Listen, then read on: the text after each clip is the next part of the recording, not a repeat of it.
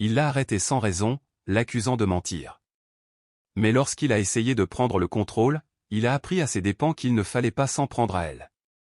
Le soleil de fin d'après-midi était bas sur Bâton Rouge, en Louisiane, projetant de longues ombres dorées sur les trottoirs craquelés.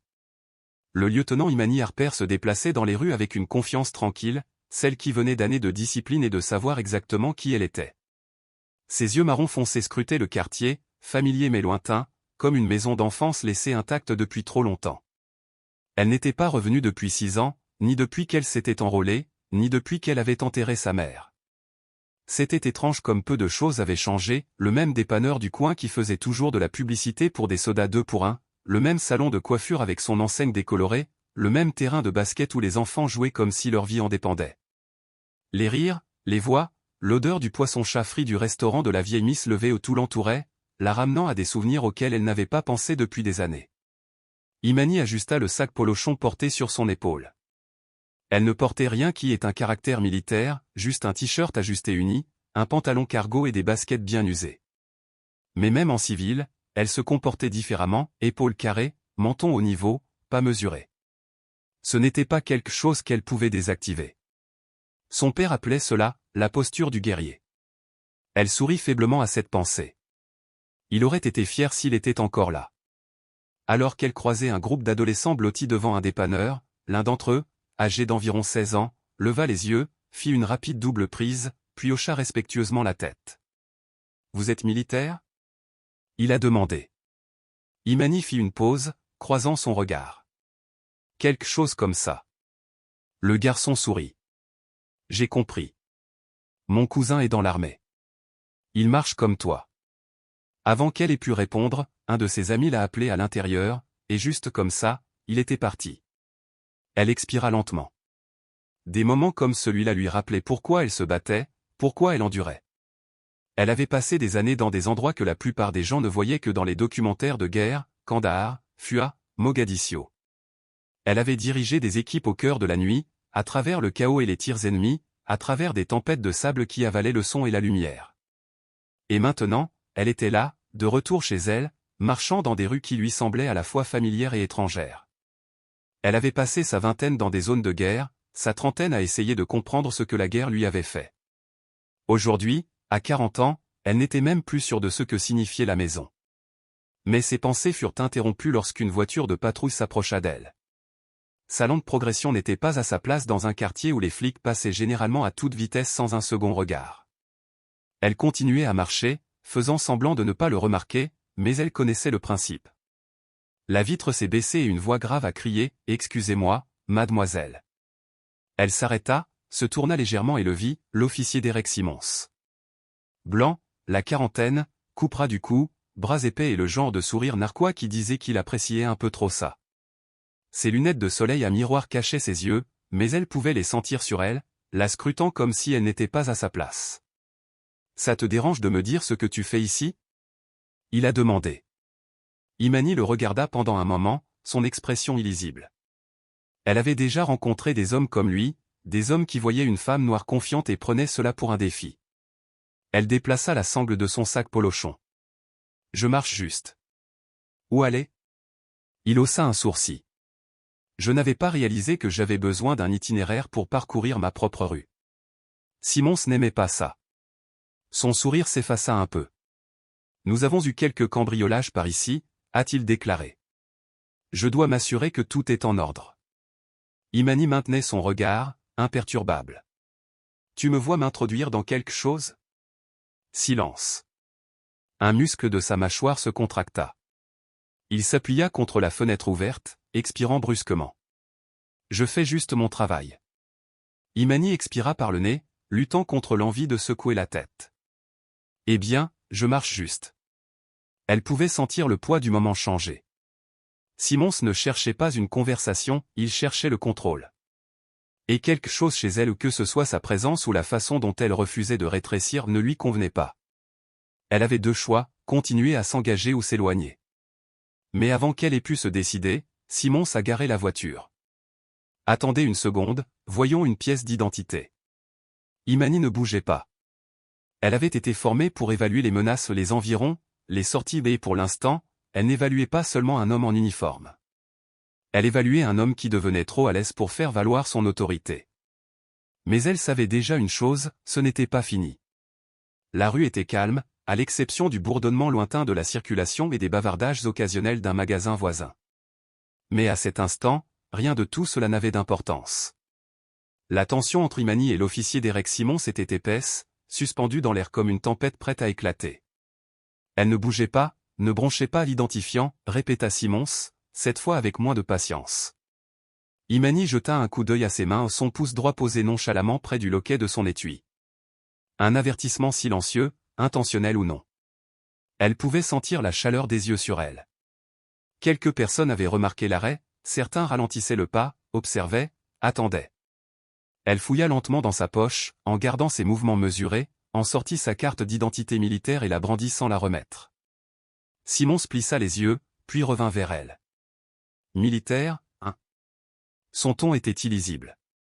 Mais Imani avait déjà rencontré des hommes comme lui. Le genre de personne qui a vu une femme comme elle et a décidé que l'uniforme n'était pas suffisant, que le grade n'était pas suffisant. Où servez-vous exactement? Je ne réponds pas à des questions inutiles, dit-elle calmement. Simons expira par le nez, les lèvres serrées. C'est vrai? Il lui arracha la carte d'identité des mains avant qu'elle ne puisse réagir, la retournant entre ses doigts, un sourire suffisant s'affichant sur son visage. Navy SEALS, lut-il à haute voix, traînant les mots comme s'il s'agissait d'une sorte de blague. C'est mignon. Une lueur de chaleur traversa la poitrine d'Imani, pas de colère, mais d'agacement.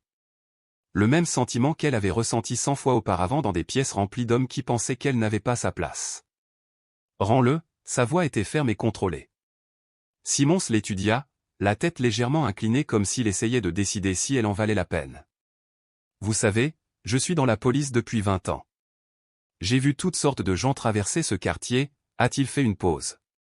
Je n'ai jamais rencontré de femme Navy SEAL auparavant. Vous êtes sûr que ce n'est pas un faux? L'insulte était si flagrante, si ridicule qu'Imani a failli rire. Vous pouvez l'exécuter dans votre système, dit-elle catégoriquement. Vous le saurez bien assez tôt. Mais ce n'était pas ce que voulait Simons. Il voulait une réaction.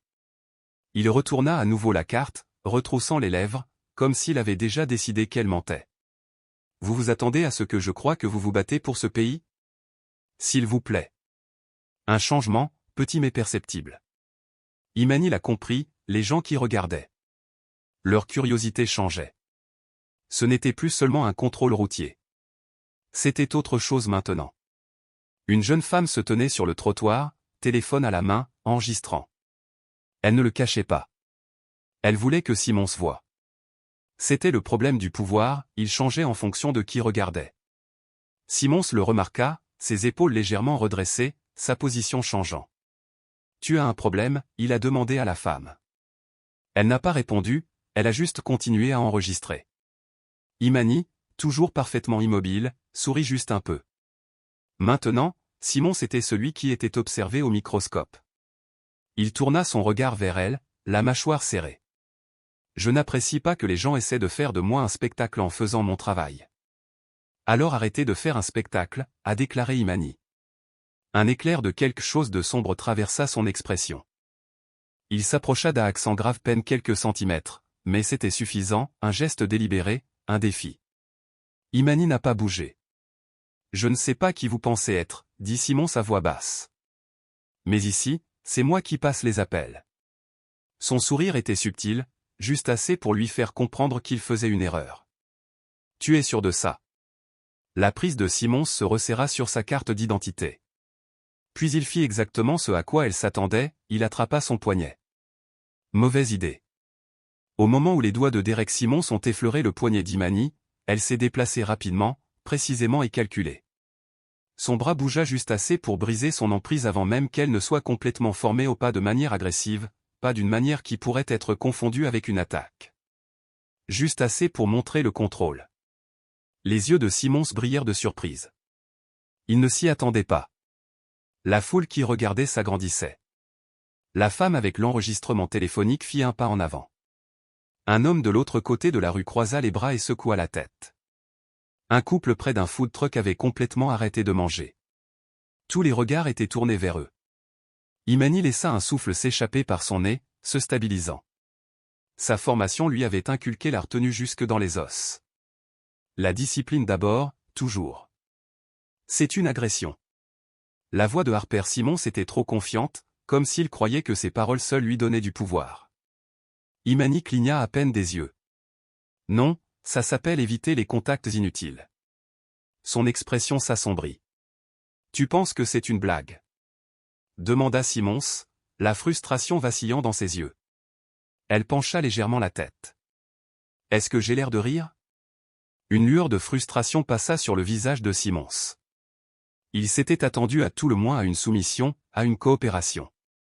Au lieu de cela, il s'est heurté à une résistance enveloppée d'un calme et d'un sang-froid inébranlable. Il n'aimait pas ça. Sa main se dirigea vers sa radio. Répartiteur, j'ai besoin de renfort. Une sauvegarde pourquoi? Imani intervint doucement. La bouche de Simmons se pinça en une fine ligne. Pour un suspect peu coopératif. Une moquerie de la foule. Quelqu'un marmonna, c'est un taureau, avant de se rattraper. La femme au téléphone prit la parole. Pas coopératif?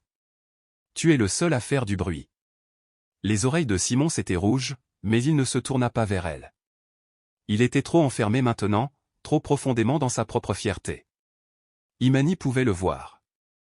Elle avait été dans des situations suffisamment tendues pour reconnaître un homme au point de rupture. Simmons n'allait pas reculer au pas maintenant, pas avec autant d'yeux rivés sur lui. Elle devait choisir soigneusement ses prochains mots. Officier Simmons, dit-elle d'un ton mesuré. Vous faites une erreur. Ses narines se dilatèrent. Non, tu as commis une erreur en décidant de t'éloigner de moi. Il fit un pas de plus, un pas de trop. Tourne-toi, les mains derrière le dos. Imani inspira lentement. Elle pouvait sentir le changement d'énergie. Le moment tournait en spirale et elle savait où cela la menait. Simmons voulait faire d'elle un exemple. Il la voulait menotter, non pas parce qu'elle avait fait quelque chose de mal, mais parce qu'elle ne lui avait pas obéi comme il s'y attendait et cela, elle ne pouvait pas le permettre. La foule l'a également senti. Un murmure les parcourut. Les gens ont déplacé leur téléphone plus haut. L'air devenait épais d'une tension inexprimée. Imani pouvait sentir son pouls se stabiliser, ses instincts s'aiguiser. Elle avait trois choix, le laisser la menotter, céder, se laisser traiter comme une criminelle devant tout le quartier ou ce n'était pas une option. Courir et forcer une poursuite, pire encore. Arrêter cela avant que cela ne dégénère en quelque chose dont aucun d'eux ne pourrait revenir. Elle a choisi le troisième. Simmons, dit-elle d'une voix calme mais ferme. Si tu me mets ces menottes, tu vas le regretter. Son sourire narquois revint, mais cette fois il fut forcé. C'est une menace. Les yeux d'Imani n'ont jamais vacillé. Non, c'est un fait. Mais Simmons avait déjà pris sa décision. Sa main tomba sur sa ceinture. Ce fut la dernière erreur qu'il fit ce jour-là. Au moment où Simmons attrapa ses menottes, Imani bougea rapidement et doucement, intentionnellement. Avant même que ses doigts aient pu effleurer le métal, elle pivota.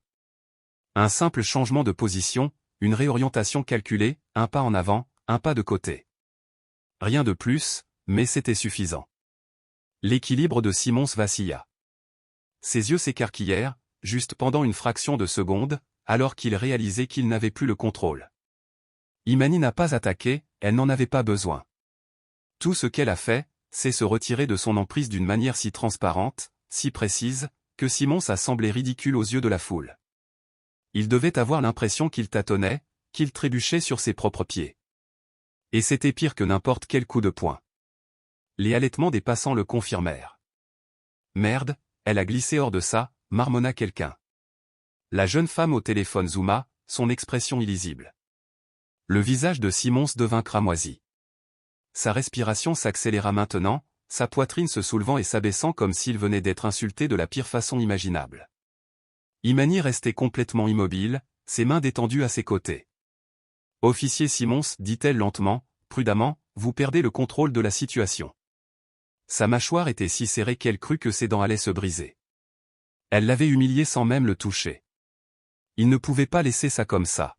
« Retourne-toi, les mains derrière le dos. » Sa voix était maintenant aiguë, coupée de pure frustration. Imani expira par le nez. Pourquoi? Résister à l'arrestation? Une vague de murmures parcourut la foule. Arrestation pourquoi, a appelé un homme près du magasin du coin. Nous avons tous vu ça. Elle ne t'a pas touché, mec. Simmons les a ignorés. Ses doigts fléchirent, désireux de trouver quelque chose à quoi s'accrocher. Imani avait déjà vu cela, un homme reculé dans un coin, désespéré de retrouver son pouvoir. Elle lui a donné une dernière chance. Tu ne veux pas faire ça, dit-elle d'un ton neutre. Réfléchissez bien. La respiration de Simmons devint plus lourde.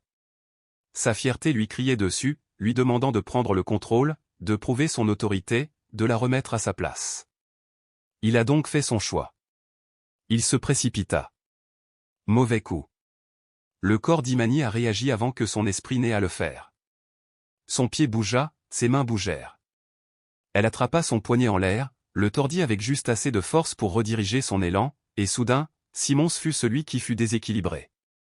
En moins d'une seconde, elle le fit se retourner, son propre bras plié d'une manière qui rendait tout mouvement impossible. Elle ne lui avait pas fait de mal ou elle n'avait même pas appliqué toute sa force. Mais pour les spectateurs, les caméras d'enregistrement et, surtout, pour Simmons lui-même, il venait d'être renversé comme un débutant. Et ça? C'était pire qu'autre chose. Un homme en uniforme, surpassé en plein jour, devant une foule entière, par une femme qu'il pensait pouvoir intimider. Silence. La respiration de Simmons était dure et inégale, son corps raidi sous le choc. Imani le maintint là juste une seconde de plus, assez longtemps pour qu'il comprenne. Puis elle lâcha prise. Simmons trébucha en avant, se rattrapant, ses bras s'agitant pendant juste une seconde. Juste assez longtemps pour que chaque caméra de téléphone puisse le capturer. La foule s'est déchaînée. Oh, pas question, elle vient de retourner le sien. La femme qui enregistrait secoua la tête, souriant maintenant. J'en ai eu chaque seconde. Les mains de Simmons se sont serrées en poing. Son corps tout entier rayonnait d'une pure humiliation. Imani est restée complètement calme. Est-ce qu'on a fini? Demanda-t-elle d'une voix ferme. Simmons n'a pas répondu. Il ne pouvait pas. Puis une nouvelle voix traversa l'air. Qu'est-ce qui se passe ici? Une deuxième voiture de patrouille venait d'arriver.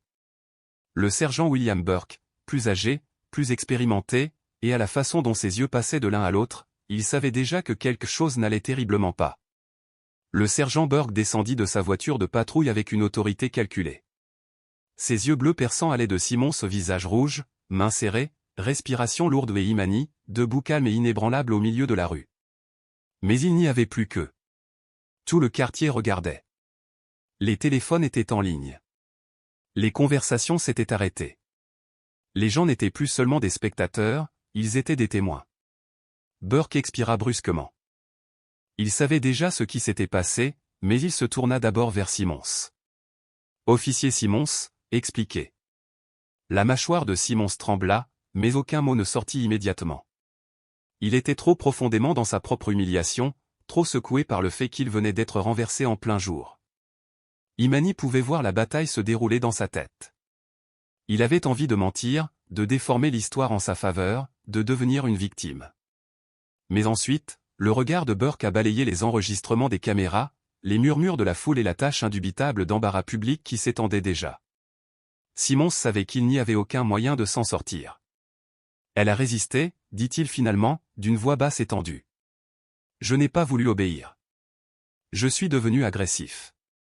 Une moquerie est venue de la jeune femme encore en train de filmer. C'est un mensonge, et nous l'avons tous vu. Burke ne la reconnut pas, mais Imani remarqua la tension dans son expression. Il ne l'achetait pas non plus. Il se tourna vers elle. Est-ce que c'est ce qui s'est passé? Elle n'a pas précipité sa réponse. Je n'en avais pas besoin. Il m'a arrêté sans raison. Il m'a demandé ma carte d'identité. Je la lui ai donnée. Puis il m'a accusé d'avoir menti sur qui j'étais. Elle s'arrêta juste assez longtemps pour que le poids de ses mots s'apaise. Quand j'ai refusé de le laisser me mettre les menottes pour rien, il m'a tendu la main. Je l'ai arrêté. Burke expira lentement, évaluant, calculant. Il connaissait la situation, un flic blanc, une femme noire, une foule qui regardait avec des téléphones allumés. Une lutte de pouvoir qui était allée trop loin. Puis ses yeux se posèrent sur la pièce d'identité toujours serrée dans la main de Simmons. Son expression changea, reconnaissance, puis prise de conscience, puis regret. Lieutenant Harper Simmons? La voix de Burke était désormais plus calme, mais plus aiguë. Le corps entier de Simmons s'est immobilisé au moment où Burke a annoncé son rang. C'était fini. Les murmures dans la foule devenaient de plus en plus forts. Le visage de Simmons pâlit, sa posture se raidit. Imani n'a pas cligné des yeux, n'a pas souri, ne s'est pas réjoui. Elle a juste attendu. La voix de Burke était désormais plus calme, mais toujours aussi aiguë. Vous êtes un Navy SEAL. Oui, monsieur. Silence. Le regard de Burke revint à Simmons. Tu le savais? Les doigts de Simmons s'agitèrent autour de la pièce d'identité. Burke n'a pas attendu d'excuses. Il se tourna vers la foule. Quelqu'un n'a-t-il des images de cette interaction? Au moins 10 mains se sont levées. La jeune femme au téléphone sourit. Le souffle de Simmons se coupa. Il savait ce qui allait arriver. La voix de Burke était même basse. Officier Simmons, vous êtes relevé de vos fonctions, avec effet immédiat. Des halètements et des murmures se répandirent dans la foule. Le visage de Simmons se tordit, ses mains serrées en poing. Tu ne peux pas être sérieux. Je vous suggère d'arrêter de parler avant d'aggraver les choses. Le ton de Burke avait un caractère définitif, un avertissement. Les narines de Simmons se dilatèrent. Son corps tout entier tremblait de rage, mais il ne lui restait plus rien. Imani maintint son regard une dernière fois. Pas de mots, juste de la compréhension. Elle avait gagné et il le savait. Burke se tourna vers Imani, sa posture changeant légèrement ni défensive, ni agressive, juste respectueuse. Lieutenant Hart, souhaitez-vous porter plainte? L'air s'est calmé. Simmons se figea, le souffle court. La foule se penchait, attendant. Imani laissa la question réglée, son poids pesant sur Simmons comme un jugement final. Puis elle expira. Non. Une onde de surprise se répandit dans la foule. Simmons la regarda, stupéfait. Burke l'observa pendant un long moment. Vous êtes sûr? Imani hocha la tête. Je ne suis pas rentré à la maison pour me battre. Je voulais juste me promener dans mon propre quartier. Les mots ont frappé fort. Burke soupira en se frottant l'arête du nez. Compris. Que lui arrive-t-il maintenant? Elle a demandé. Burke ne l'a pas édulcoré. Révision interne, suspension probable, peut-être pire. Simmons avait l'air malade. Imani n'a pas réagi. Ce n'était plus sa préoccupation. Elle s'est retournée pour partir, mais Simmons a fait quelque chose à quoi personne ne s'attendait. Il a parlé. Pourquoi? Sa voix était calme, raide. Pourquoi ne pas porter plainte? Imani s'arrêta et se retourna, juste assez pour croiser son regard. Sa réponse a été simple, parce que je t'ai déjà appris la leçon que tu devais apprendre. Et sur ce, elle s'éloigna. Imani marchait sur le trottoir, les épaules carrées, le pas stable. Elle n'avait pas besoin de se retourner pour savoir que tous les regards dans la foule suivaient son départ. Quelque part derrière elle, Simmons se tenait toujours debout, toute sa carrière s'effondrant autour de lui. Une voix venant de la foule traversa le silence. C'est ce qui arrive quand on s'en prend au mauvais. Quelques rires discrets, quelques murmures. La tension s'atténuait, passant à autre chose. Un moment que les gens n'oublieraient pas. Burke ne bougea pas pendant quelques secondes, ses yeux fixés sur Simmons. Rentrez chez vous, officier Simmons. Simmons n'a pas discuté. Il se retourna avec raideur et retourna à sa voiture de patrouille, les mains serrées sur les côtés. Les caméras l'ont suivi, son humiliation étant désormais publique. Au moment où la porte se referma derrière lui, Burke expira et se tourna vers la foule. Le spectacle est terminé, les amis. Certains sont partis, mais d'autres sont restés, murmurant toujours. La jeune femme au téléphone lança un regard dur à Burke avant de baisser son appareil photo. Il reprendra du service dans quelques semaines, n'est-ce pas, demanda-t-elle, peu impressionnée. Burke n'a pas répondu. Il savait qu'il valait mieux ne pas faire de promesses. Envoyer simplement les images, a-t-il déclaré avant de retourner à sa voiture. Imani a continué à marcher, mais elle n'était pas sans but. Elle n'était pas du genre à se laisser ébranler, plus maintenant. Des années d'entraînement, de déploiement et de mission sous haute pression avaient construit en elle quelque chose qui ne pouvait pas être facilement ébranlé. Mais cela ne voulait pas dire qu'elle était engourdie. En passant devant la devanture du magasin, elle aperçut son reflet dans la vitre. Même position, même confiance, mais quelque chose au fond de sa poitrine lui brûlait encore. Ce n'était pas de la colère. C'était de la frustration. Pas seulement à Simons, pas seulement lors de cette rencontre unique, mais au fait qu'elle n'a jamais vraiment pris fin. Elle avait affronté pire que lui à l'étranger, mais il y avait quelque chose dans le fait de devoir mener les mêmes batailles chez elle qui lui laissait un poids dans l'estomac. La voix de son père résonnait à ses oreilles. Choisissez vos combats. Gagnez ceux qui comptent. Elle avait gagné celui-ci. Mais combien y en aurait-il encore? Elle continua de marcher, repoussant cette pensée. À l'intérieur du commissariat, les retombées avaient déjà commencé. Burke était assis à son bureau, le poids de la situation s'imprégnant. Les images avaient déjà été soumises. Le commissariat n'aurait d'autre choix que de le réexaminer. Et Simons? Il avait fini. Peut-être pas officiellement. Peut-être pas immédiatement. Mais sa réputation ne s'en remettra pas. Son autorité avait été publiquement brisée, et aucun insigne ne pouvait y remédier. Burke soupira en se frottant les tempes. Il savait que Simons avait un problème. Il avait ignoré les signes. Mais maintenant? Maintenant, c'était enregistré. Et la ville regardait. Imani était assise sur les marches arrière de l'ancienne maison de son père. Les planches de bois usées craquaient légèrement sous elle. L'air était chaud, chargé de l'odeur de l'herbe coupée et du grésillement lointain d'un plat en train de frire dans la cuisine d'un voisin. Elle laissa ses épaules se détendre pour la première fois de la journée. Elle était à la maison, mais qu'est-ce que cela signifiait déjà? Ses mains reposaient sur ses genoux, ses doigts traçant distraitement les coutures de son pantalon cargo.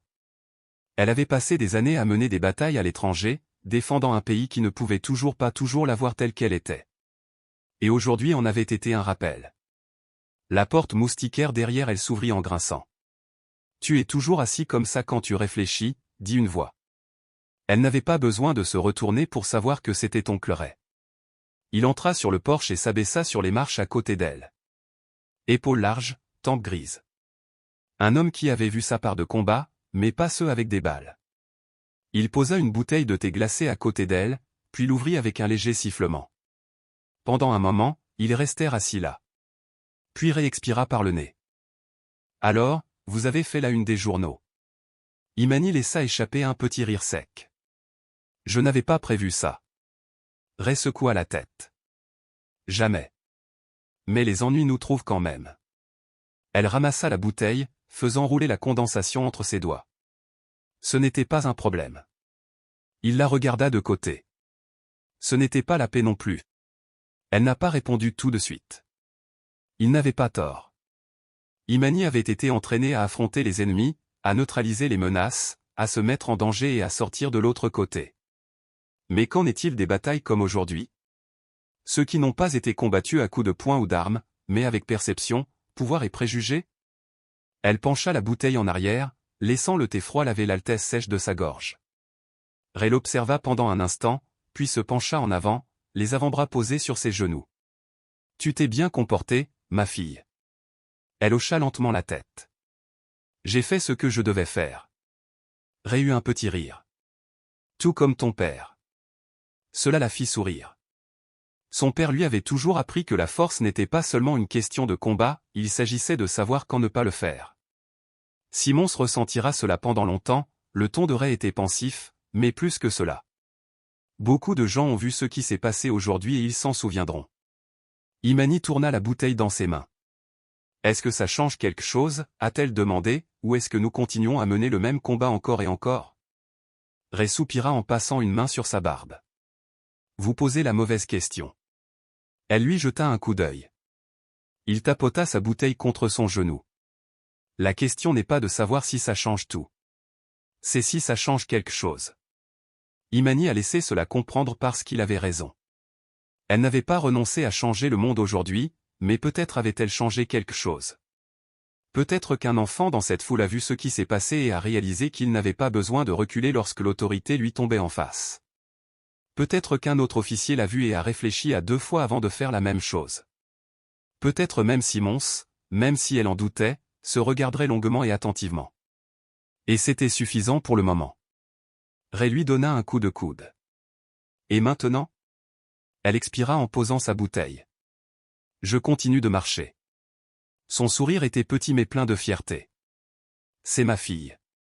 Parfois, le vrai combat n'est pas une question de gagner ou de perdre. Il s'agit de tenir bon même lorsque le monde vous dit de vous retirer. Il s'agit de se présenter, de s'exprimer et de refuser de rétrécir. Parce que même si vous ne changez pas tout, vous pourriez changer quelque chose. Et parfois, cela suffit pour amorcer le changement. Aimez, partagez, abonnez-vous. Poursuivez la conversation parce que ces histoires comptent.